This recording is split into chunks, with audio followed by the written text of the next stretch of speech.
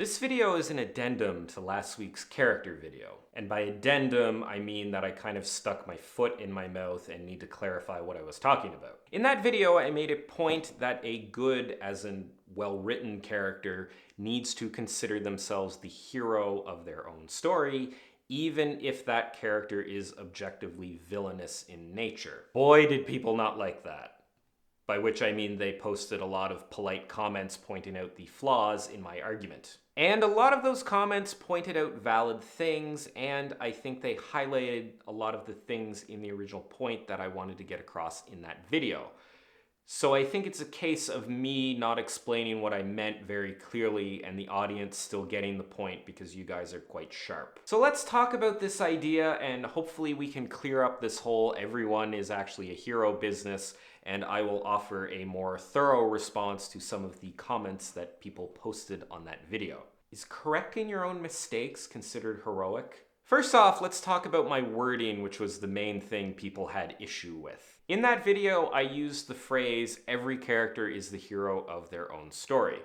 I didn't invent this phrase. I've seen it used by different people. It seems to be attributed to George R.R. Martin a lot, but I don't think he was the original person who came up with it. I use this phrase as a bit of a shortcut to a broader idea, a broader point that I was trying to get across in that video.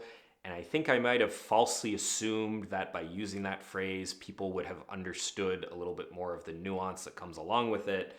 So in this video, I'm hoping to explain some of that nuance. I think this phrase captures an idea that is very much true, but it does it using some loaded language that can lead to misinterpretation, specifically the word hero, which depending on your geographic location might be called a sub, a hoagie, or a grinder. Hero brings with it some moralistic implications and also perhaps a bit of egotism.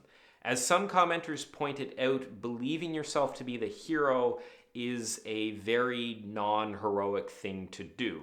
True heroes are often selfless and modest, so any character who thinks that they are the hero is probably not a great person. If we remove that particular four-letter word and its connotations, I think the point becomes a lot clearer.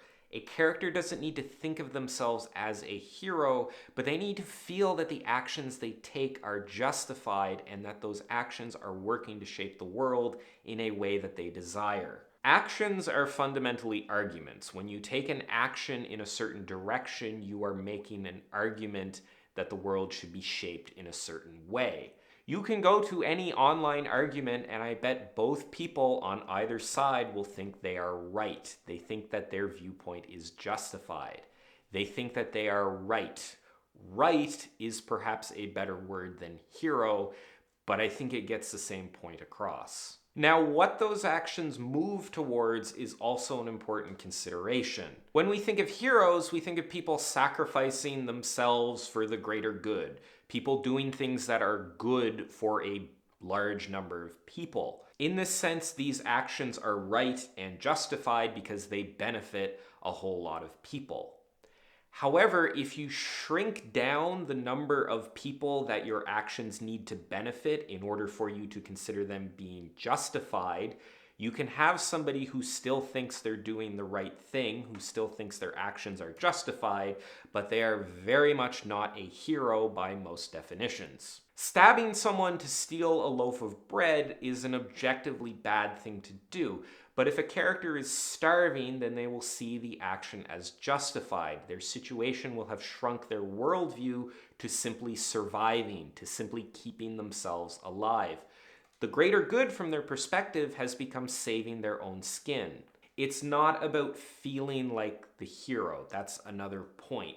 It's about feeling that your actions move you towards your goals, whether those goals are altruistic or selfish. If you only care about yourself, then any self-serving actions through your own personal lens will be viewed as heroic by you, if not by anybody else. Now, can the character have doubts about this? Absolutely. Can they be stuck in a specific situation that doesn't allow them to make the right decision? Absolutely. But there is still an element to them making decisions about what they feel is best even though they can't do the thing that they actually think is best. Like they're picking the best option from a horrible list of options. Hindsight is another important element. An action can seem right or justified in the moment, but upon further reflection turns out to be neither. Sure, going ballistic on a Starbucks employee because they spelt your name wrong again felt like a heroic, justified action in the moment, but 3 months into your company-wide ban, you may realize that it was an impulsive, rash, ultimately unheroic thing to do. Instincts, time pressure, and people using a K instead of a C can cause otherwise morally sound characters to make bad decisions. Circumstances force them to pick from a set of bad options or force them to pick an option with bad information. After the fact, it's clear that they didn't do the right thing, but in the moment, it sure as hell felt like it. There were a few comments that mentioned characters just following orders or not really thinking about their actions and just sort of being mindless drones driven by some higher power. The argument here being that these characters don't think of themselves as the hero or that their actions are justified, just that they are sort of being told what to do.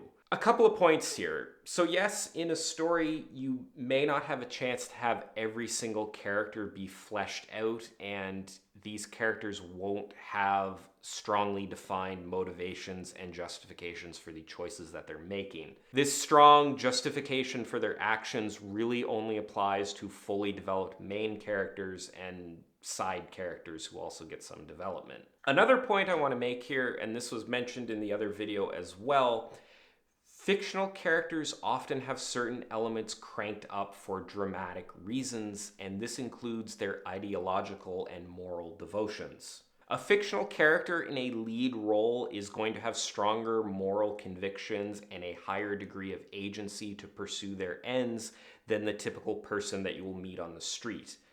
People like to read about strongly motivated characters who pursue their values. This means that characters you read about often have a stronger conviction that their actions are right, a stronger conviction that they're doing the right thing, whether those things are heroic or villainous. I also disagree with the point that these hordes of faceless characters are just following orders and aren't justifying their actions internally in any way.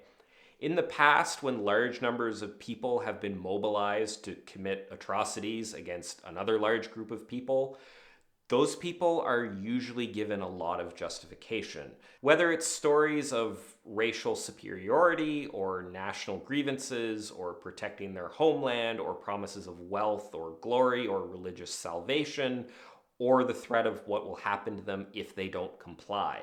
The people following orders generally have a reason to follow those orders. Usually minions led by an evil overlord are marching under the dark clouds and wearing uniforms with the skull logo because they were promised a really good pension. We have parables like the Sword of Damocles for a reason. Power over people is incredibly fragile and usually only maintained by giving the underlings sufficient reward or sufficient justification. If you want people to march into battle for you, one of the best ways to do that is make them think that they are a hero. They're just following orders is not something that happens in a vacuum. The sword pointed at the back of the faceless minion is the same one hanging over the head of the king. This is not a sword, it's a microphone. Content creators have a microphone dangling over their head instead of a sword. Sorry, I'm just thinking about the parallels that I realize exist there. Maybe that's a good place to end. I don't know if we've cleared this up at all, but hopefully this helps explain a bit where I was going in that video. Ultimately, this advice is about understanding character motivations and goals. You want characters moving towards actions that fit them and their circumstances. You don't want them just acting for the sake of advancing the plot. Yes, the real world situation of this is a little bit messier, but we're not talking about the real world, we're talking about fiction. So there you have it. I hope you enjoyed this video. Thanks for watching, and I'll see you again next time.